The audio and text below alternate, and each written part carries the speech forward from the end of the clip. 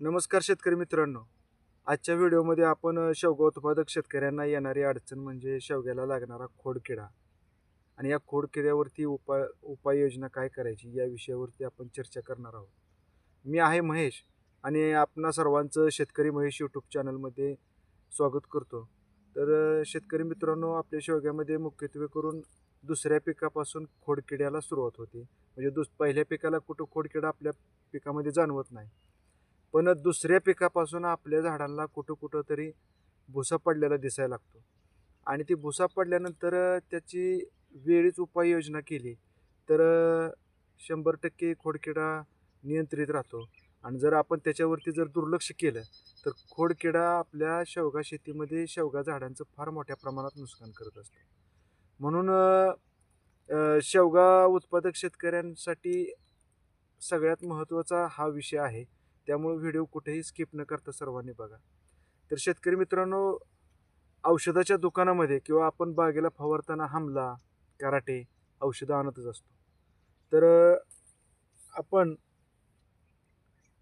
हमला हे औषध घ्यायचं खोडकिड्यासाठी. हे अशा पद्धतीनं भुसा पडतो. हे असं झाडाला भुसा पडला की समजायचं की आपल्याला झाडाला खोडकिडा लागलाय म्हणून.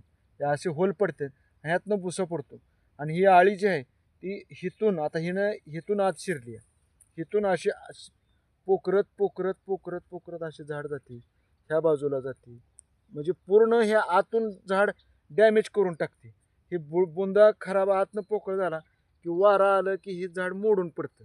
त्याच्यामुळे आपलं मिळणारं उत्पादन त्याच्यात नुकसान होतं. म्हणून तर ह्या खोडकिड्याचा बंदोबस्त कसा करायचा, तर आता मी माझ्या शेतामध्ये शेवगा शेतीमध्ये कराटे किंवा हमला हे दोन औषधाचा वापर करत असतो.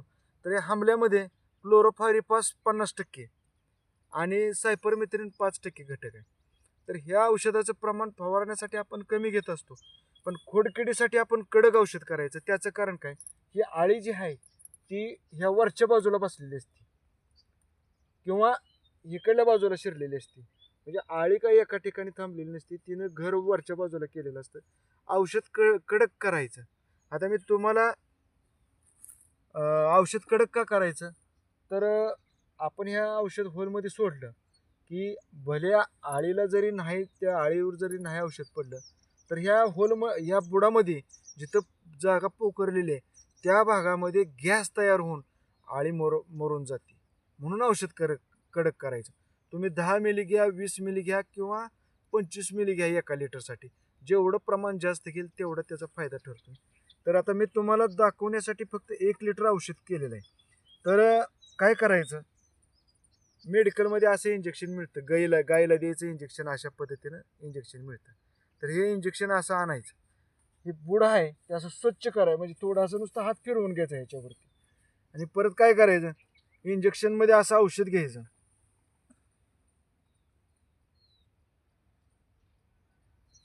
हे असं इंजेक्शनमध्ये औषध भरून घ्यायचं आणि हे काय करायचं, त्याचं होल बघायचं वरच्या बाजूला कुठलं होल आहे.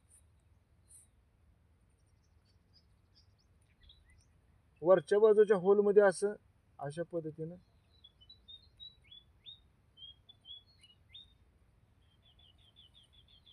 हे असं प्रेस करायचं, दमाने प्रेस करायचं. नंतर ही औषध एखाद्या वेळेस काय होतं, आपण जर जोरात जर प्रेस केलं तर ते औषध डोळ्यात ओढण्याची शक्यता असते.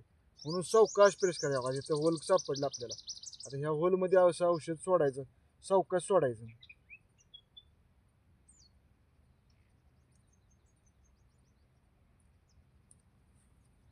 जोपर्यंत औषध इथं शेवटचं होल आहे, इथून बाहेर निघत नाही तोपर्यंत औषध भरत त्याच्यामध्ये औषध सोडायचं त्या होलमध्ये.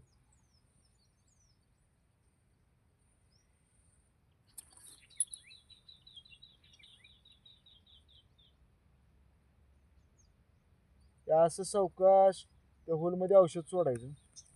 इथून औषध निघायला लागलं, इथून औषध बाहेर निघते. काय करायचं, ही आपली ड्रीप आहे.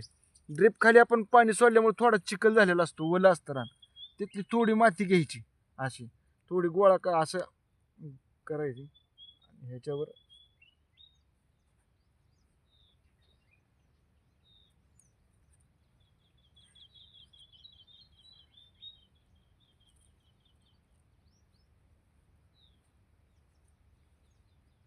ही माती अशी लावून टाकल्यानंतर औषध बाहेर येत नाही.